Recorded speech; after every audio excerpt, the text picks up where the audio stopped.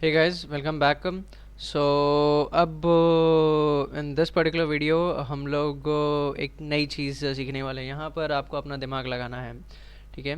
यहाँ पर हम एक नए सर्विस का यूज़ करने के लिए हम लोग एक इनिशिएटिव लेने वाले हैं। एक नया सर्विस जो है वो, उसके बारे में हम लोग कौन सा सर्विस है ना, और वो हम लोग बाद में देखेंगे। पहले हमें ये देखना है कि उस सर्विस की हमें ज़रूरत क्यों है, उस सर्विस की हमें ज़रूरत क्यों है, ये पहले हमें देखना है, ठीक है।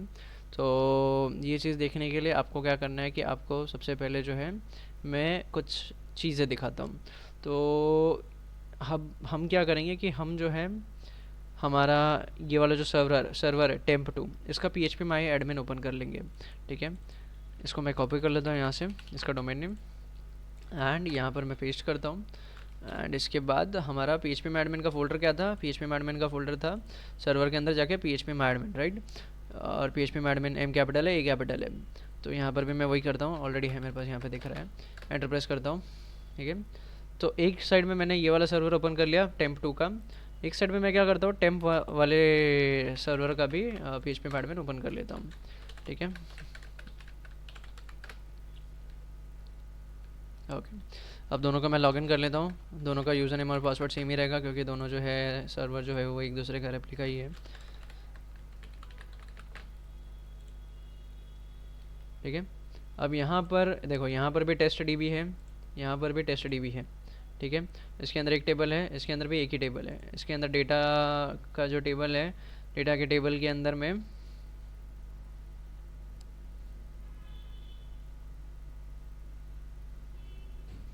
दो एंट्रीज़ है। यहाँ पर भी डेटा टेबल के अंदर में दो एंट्रीज़ ही है, ठीक है। अब यहाँ पर जो है मैं क्या करता हूँ कि और एक एंट्री ऐड कर देता हूँ। कौन सा टेप ये है, ये टेम्प वाला सर्वर है, ठीक है। यहाँ पे मैं इंसर्ट करता हूँ।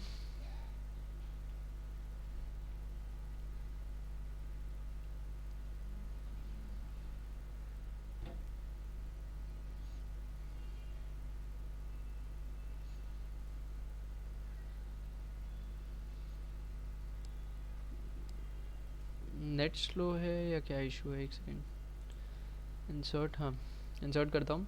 यहाँ पर मैं डाल देता हूँ, लेट्स कंसिडर कि आशीष करके एक वर्ड नेम दे देता हूँ, SHISH, देन ईमेल ID,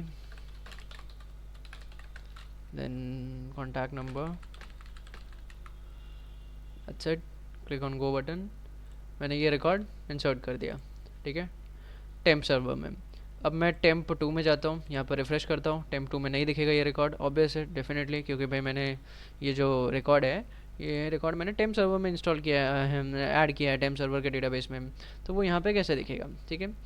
अब यहाँ पर सोचने वाली बात ये है कि फ़र्ज़ करो कि ये जो आपका वेबसाइट है, जिसको आपने लोड बैलेंसर के थ्रू कनेक्ट किया है, और आप ये चाह रहे हो कि आपके इस पर्टिकुलर वेबसाइट का जो ट्रैफिक है, वो ट्रैफिक इक्वली दोनों सर्वर्स में, इक्वली नहीं, ट्रैफिक जो है वो डिस्ट्रीब्यूट हो जाए, ठीक है, दोनों सर्वर्स में। अब अभी तो ये फिलहाल स्टैटिक वेबसाइट है, ठीक है, इसमें कोई इशू नहीं है। लेकिन कंसिडर करो कि अगर आपका कोई डायनामिक वेबसाइट होता है, लेट्स से उसके अंदर यूज़र नेम और ये साइन इन और साइन अप करने का फैसिलिटी रहता, और कोई यूज़र आता, वो यूज़र जो है जब उस वेबसाइट को खोलता तो वो टेम्प सर्वर पे हिट करता था वो वेबसाइट, ठीक है। और उसके बाद वो यूज़र क्या करता कि वो यूज़र साइन अप करता, और वो यूज़र का नाम आशीष है, तो आशीष आता, आशीष का नाम आशीष साइन अप करता, टेम्प सर्वर पे वो साइन अप हो जाता। टेम्प सर्वर के अंदर में उसका डेटाबेस में डेटा जो है, जो भी उसने डाला था, name, email ID, mobile number, वो सब स्टोर हो जाता, ठीक है। फिर उसके बाद आशीष क्या करेगा, आशीष ने रजिस्ट्रेशन तो कर लिया है। अब आशीष क्या करेगा, 2 दिन बाद आएगा, 2 दिन बाद आएगा, और गलती से उसका जो ये है, उसने वापस से सेम वेबसाइट पे आया 2 दिन बाद, और 2 दिन बाद उसका जो वेबसाइट पे जब उसने हिट किया, URL पे हिट किया, ये जो URL डाला, और जैसे एंटर प्रेस किया, वो एंटर प्रेस करने के बाद वो लोड बैलेंसर ने क्या किया, उसको टेम्प 2 पे रिडायरेक्ट कर दिया, टेम्प 2 वाले सर्वर पे रिडायरेक्ट कर दिया। अब टेम्प 2 वाले सर्वर में वो आशीष चाह रहा है कि भाई मैं लॉगिन करूँ, तो लॉगिन करने जाएगा तो वहाँ पर उसको उसका अकाउंट ही नहीं है। यहाँ पर तो उसने उसने तो रजिस्ट्रेशन किया था, वो जो डेटा है वो तो उसका टेम्प वाले सर्वर में है, टेम्प 2 में तो उसका अकाउंट ही नहीं है। तो उसको ऐसा मेरा रहेगा कि भाई दस योर अकाउंट डजंट एग्जिस्ट। अब आशीष बेचारा परेशान हो जाएगा, भाई मैंने तो अकाउंट बनाया था, मुझे प्रॉपर याद है कि मैंने अकाउंट बनाया था, तो यहाँ पर क्यों बोल रहा है कि मेरा अकाउंट नहीं है, ठीक है। ये सिर्फ अकाउंट की ही बात नहीं है, आप ऐसा कुछ समझ लो कि जैसे आपने कुछ आपके किसी यूज़र ने कोई पेमेंट किया, ठीक है, कोई सब्सक्रिप्शन के लिए। लेट्स कंसिडर कि नेटफ्लिक्स का वेबसाइट आपका है, नेटफ्लिक्स का वेबसाइट आपका है, नेटफ्लिक्स का ऐप आपका है, और उसके लिए आपने उसका टेम्प सर्वर में आपने उसको टेम्प और टेम्प 2 में आपने उसको लोड कर दिया है। किसी एक जन ने नेटफ्लिक्स का पेमेंट किया, सब्सक्रिप्शन लिया, और वो डेटा इस टेबल में स्टोर हो गया, टेम्प वाले सर्वर में स्टोर हो गया, टेम्प वाले सर्वर के डेटाबेस में। और वो फिर अगले बार जब आएगा नेटफ्लिक्स में लॉगिन करेगा, लॉगिन करने का, और उसको बोलेगा भाई तुमने सब्सक्रिप्शन लिया ही नहीं है, क्योंकि उसका तुम्हारा डेटा ही नहीं स्टोर्ड है, बिकॉज वो टेम्प 2 में हिट कर रहा है। तो ये प्रॉब्लम्स बहुत बड़ी प्रॉब्लम है, ठीक है। ये वाली प्रॉब्लम कभी भी हो सकती है अगर आपका डायनामिक वेबसाइट है। तो स्टैटिक वेबसाइट है तो ठीक है, कोई इशू नहीं है, आपका डेटाबेस रहेगा ही नहीं, इन्वॉल्वमेंट डेटाबेस का। But in case if you are having an particular database and website is little bit dynamic, तो फिर आपको ये प्रॉब्लम होगा ही। अब इस प्रॉब्लम का सॉल्यूशन क्या है यार? ये प्रॉब्लम का तो रिजॉल्व करना पड़ेगा ना किसी तरीके से। इस प्रॉब्लम का सॉल्यूशन क्या है?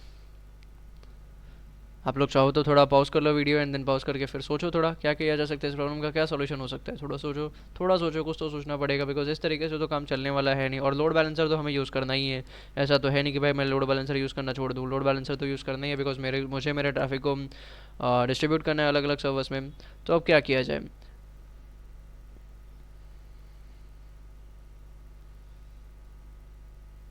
थोड़ा समय मैंने भी दिया। अब आप में से किसी ने अगर कुछ सोचा होगा तो अच्छी बात है, अगर नहीं सोचा है तो फिर मैं आपको बताता हूँ कि अब हमें क्या करना है। अब हमें RDS, जो कि AWS का एक डेटाबेस हैंडलिंग के लिए एक सर्विस है, जिसका नाम है RDS, relational database system, I guess. Check कर लेते हैं।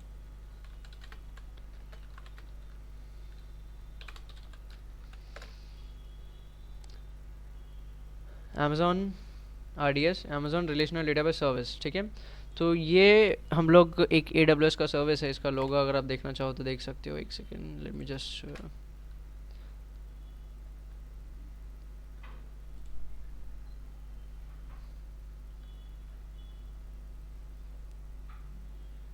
इमेज दिखाना है ना मुझे, एक सेकेंड आपको मैं इमेज दिखा देता हूँ। ये देखो, ये है हमारा ये देखो, ये है हमारा RDS, ठीक है, Amazon रिलेशनल डेटाबेस सर्विस। अब हम लोग इसका यूज़ करेंगे, और इसका यूज़ करने से एडवांटेज क्या होगा वो सारी चीज़ें भी मैं आपको बता देता हूँ। चलो इसी वीडियो में बता देता हूँ। RDS एक ऐसा RDS का, let me just check if there is any architecture of RDS, तो बेटर हो जाएगा।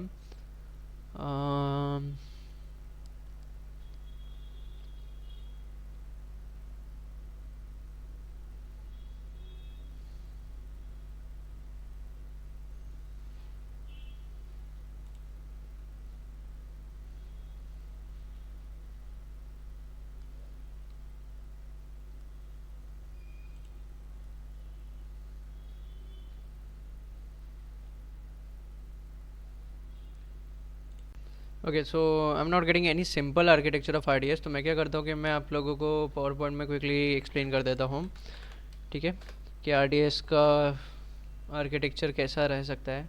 हमारे केस में RDS के कॉम्प्लिकेटेड आर्किटेक्चर्स भी बन सकते हैं, जहाँ पर कुछ और सर्विसेज आप यूज़ कर सकते हो AWS के। बट RDS का जो सिंपलेस्ट आर्किटेक्चर है वो मैं आपको एक्सप्लेन कर देता हूँ। तो फर्स्ट करो कि ये हमारे पास दो इंस्टेंसेस हैं, ठीक है। This is first instance and this is our second instance, ठीक है। ये इसको नाम दे देते हैं हम लोग, मे बी टेम्प नाम दे देते हैं इसे, and to this particular instance will name it as temp 2, ठीक है। अब ये दो इंस्टेंसेस हमारे पास हैं। अब इन दोनों इंस्टेंसेस को हमने क्या किया, हमने लोड बैलेंसर कनेक्ट कर दिया इन दोनों इंस्टेंसेस को। तो late me just connect the load balancer,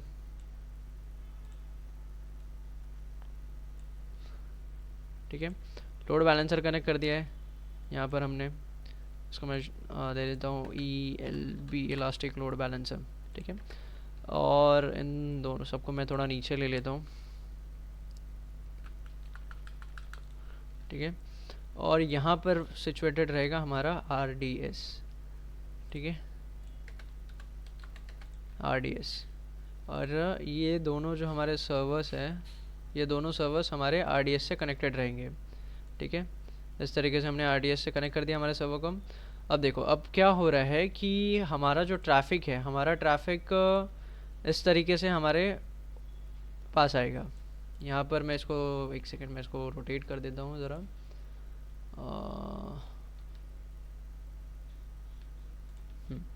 तो समझो कि हमारा जो ट्रैफिक है वो हमारा इस तरीके से ट्रैफिक आ रहा है। ट्रैफिक आएगा पहले, जो भी डोमेन नेम को हिट करेगा वो ट्रैफिक यहाँ पर आएगा, इलास्टिक लोड बैलेंसर के पास जाएगा पहले। What elastic load balancer will gonna do, elastic load balancer decide करेगा कि वो जो ट्रैफिक है उसको कहाँ पर भेजना है, उसको टेम्पो वाले सर्वर पे भेजना है या टेम्प 2 वाले सर्वर पे भेजना है। लेट्स कंसिडर कि आशीष आया, आशीष इलास्टिक लोड बैलेंसर के थ्रू टेम्पो वाले सर्वर पे चला गया। अब हमारा जो ये आरडीएस है, आरडीएस के अंदर में हम क्या करेंगे कि हमने जो यहाँ पर PHP एडमिन इंस्टॉल करके रखा था, इस जगह पे अलग PHP एडमिन था, इस जगह पे अलग PHP एडमिन था। हम क्या करेंगे कि हम ये दोनों जगह से PHP एडमिन जो है उनको निकाल देंगे, PHP एडमिन की ज़रूरत नहीं रखेंगे। PHP एडमिन अगर रहने भी देते तो भी हम PHP एडमिन के अंदर में हमारा डेटाबेस नहीं रखेंगे। यहाँ पर PHP एडमिन रहने दो, उसका आगे चल के यूसेज रहता है। बट हम क्या करेंगे कि हमारा जो डेटाबेस है ना, उस डेटाबेस को PHP एडमिन के अंदर में इंडिविजुअली इंपोर्ट नहीं करेंगे। यहाँ पर अभी कैसा हुआ था कि हमारा एक डेटाबेस जो है वो इस सर्वर के अंदर के PHP एडमिन में चला गया था, और वही डेटाबेस जो है इस सर्वर के PHP एडमिन में चला गया था। और बाद में अगर कोई यूज़र आता था तो वो कुछ चेंज इस डेटाबेस में हो जाता था, कुछ चेंज इस डेटाबेस में हो जाएगा, और बेसिकली ये दोनों डेटाबेसेस जो है वो एक दूसरे के सिंक में नहीं रहेंगे। ठीक है, दोनों जो डेटाबेसेस है वो अलग अलग डेटाबेसेस बन जाएंगे। तो अब हम क्या किया कि हमने जो हमारा डेटाबेस है उसको उठा के इन दोनों सर्वर्स में से निकाल कर हमने उसको आरडीएस के अंदर में डाल दिया। ठीक है, आरडीएस आप एक ऐसा समझो कि एक डेटाबेस का सर्वर है। ठीक है, जहाँ पर आप सिर्फ और सिर्फ डेटाबेस ही अपलोड कर सकते हो, उसके अलावा कुछ फाइल्स वगैरह नहीं अपलोड कर सकते हो। ऐसा ही सर्वर समझो, ऐसे जैसे ये एक सर्वर है टेम्प सर्वर, इसके अंदर हमने फाइल्स डेटाबेस सब कुछ डाल दिया।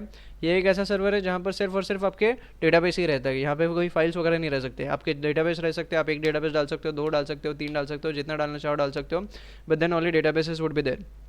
ठीक है, तो आपने अपना डेटाबेस यहाँ पे डाल दिया, और आपने क्या किया कि आपने ये दोनों सर्वर्स, आपके ये वाले सर्वर और ये वाले सर्वर, इन दोनों सर्वर को आपने क्या किया कि आपने आरडीएस से कनेक्ट कर दिया। ठीक है, इस तरीके से आपने कनेक्शन बना दिया।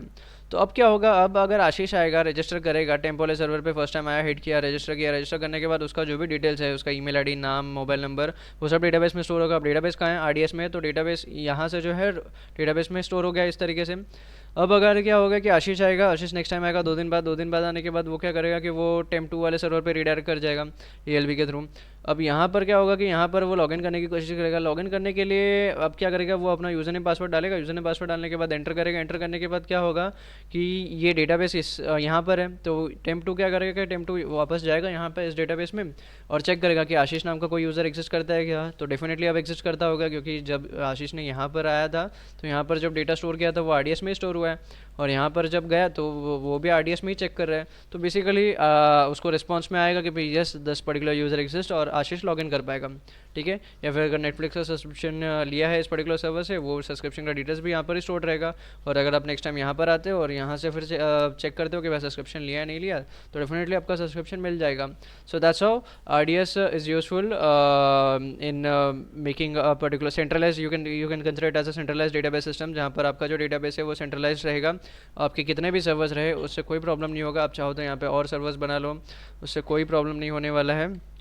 जितने भी सर्वर्स बनाना चाहो आप बना सकते हो। और ये सारे सर्वर्स को आपको क्या करना है कि आपको ये सारे सर्वर्स को एक ही डेटाबेस से कनेक्ट करना है, जो कि हमारा आरडीएस है। अगर आप इससे कनेक्ट कर दोगे तो फिर आपको कभी भी कोई परेशानी होगी नहीं। कितने भी सर्वर्स आपके रहने दो, आपका जो डेटाबेस है वो कॉमन डेटाबेस रहेगा, एंड देन आपका जो भी डेटा स्टोर हो रहा है डेटाबेस में वो सब सेम रहेगा। तो that's how you can eliminate that particular problem which I have talked about. ठीक है, इसको आपका कनेक्शन यहाँ पर भी ऐसे भी रहेगा।